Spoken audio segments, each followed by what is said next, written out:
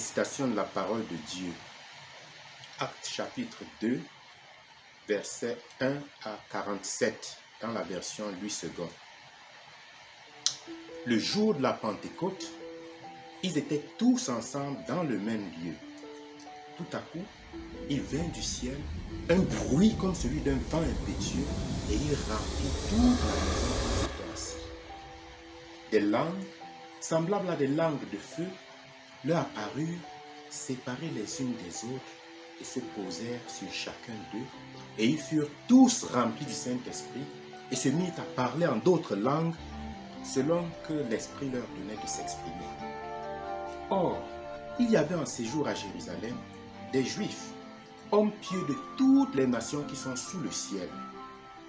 Au bruit qui eut lieu, la multitude accourut et elle fut confondue parce que chacun les entendait parler dans sa propre langue. Ils étaient tous dans l'étonnement et la surprise et ils se disaient les uns aux autres: voici, ces gens qui parlent ne sont-ils pas tous galiléens? Et comment les entendons-nous dans notre propre langue à chacun, dans notre langue maternelle? Parthes, Mèdes et Lamites, ceux qui habitent la Mésopotamie, la Judée, la Cappadoce, le Pont, l'Asie, la Phrygie, la Pamphylie, l'Égypte, le territoire de la Libye voisine de Cyrène, et ceux qui sont venus de Rome, juifs et prosélytes, crétois et arabes, comment les entendons-nous parler dans nos langues des merveilles de Dieu? Ils étaient tous dans l'étonnement et, ne sachant que penser, ils se disaient les uns aux autres: que veut dire ceci? Mais d'autres se moquaient et disaient: ils sont pleins de vin doux.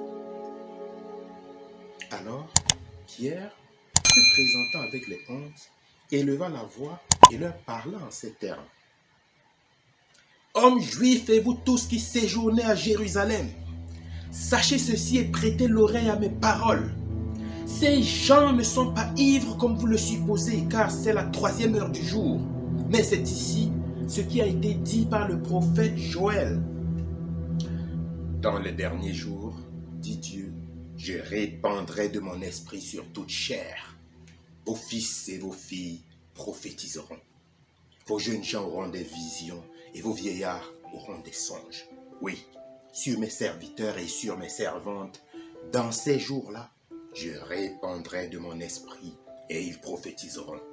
Je ferai paraître des prodiges en haut dans le ciel et des miracles en bas sur la terre. Du sang, du feu et une vapeur de fumée. Le soleil se changera en ténèbres et la lune en sang avant l'arrivée du jour du Seigneur, de ce jour grand et glorieux. Alors, quiconque invoquera le nom du Seigneur sera sauvé. Hommes israélites, écoutez ces paroles. Jésus de Nazareth, cet homme à qui Dieu a rendu témoignage devant vous, par les miracles, les prodiges et les signes qu'il a opérés par lui, au milieu de vous, comme vous le savez vous-même. Cet homme, livré selon le dessein arrêté et selon la prescience de Dieu, vous l'avez crucifié. Vous l'avez fait mourir par la main des impies. Dieu l'a ressuscité en le délivrant des liens de la mort parce qu'il n'était pas possible qu'il fût retenu par elle. Car David dit de lui: je voyais constamment le Seigneur devant moi parce qu'il est à ma droite afin que je ne sois point ébranlé. Aussi, mon cœur est dans la joie et ma langue dans l'allégresse, et même ma chair reposera avec espérance, car tu n'abandonneras pas mon âme dans le séjour des morts, et tu ne permettras pas que ton sein voie la corruption. Tu m'as fait connaître les sentiers de la vie, tu me rempliras de joie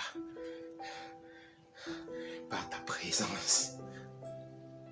Hommes frères, qu'il me soit permis de vous dire librement au sujet du patriarche David qu'il est mort, qu'il a été enseveli et que son sépulcre existe encore aujourd'hui parmi nous.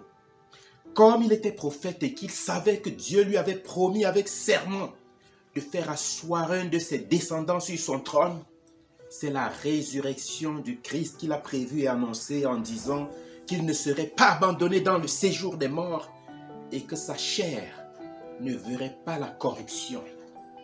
C'est ce Jésus que Dieu a ressuscité. Nous en sommes tous témoins. Élevé par la droite de Dieu, il a reçu du Père le Saint-Esprit qui avait été promis et il l'a répandu comme vous le voyez et l'entendez. Car David n'est point monté au ciel, mais il dit lui-même, « Le Seigneur a dit à mon Seigneur, assieds-toi à ma droite jusqu'à ce que je fasse de tes ennemis ton marchepied. » Que toute la maison d'Israël sache donc avec certitude que Dieu a fait Seigneur et Christ, ce Jésus que vous avez crucifié. Après avoir entendu ce discours, ils eurent le cœur vivement touché et ils dirent à Pierre et aux autres apôtres, « Hommes frères, que ferons-nous » Pierre leur dit, « Répentez-vous et que chacun de vous soit baptisé au nom de Jésus-Christ pour le pardon de vos péchés.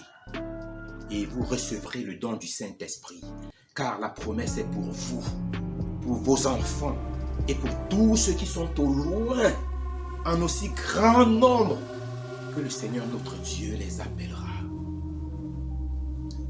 Et par plusieurs autres paroles, il les conjurait et les exhortait, disant, « Sauvez-vous de cette génération perverse. »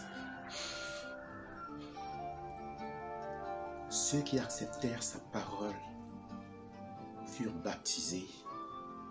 Et en ce jour-là, le nombre des disciples s'augmenta d'environ 3000 âmes. Ils persévéraient dans l'enseignement des apôtres, dans la communion fraternelle, dans la fraction du pain et dans les prières.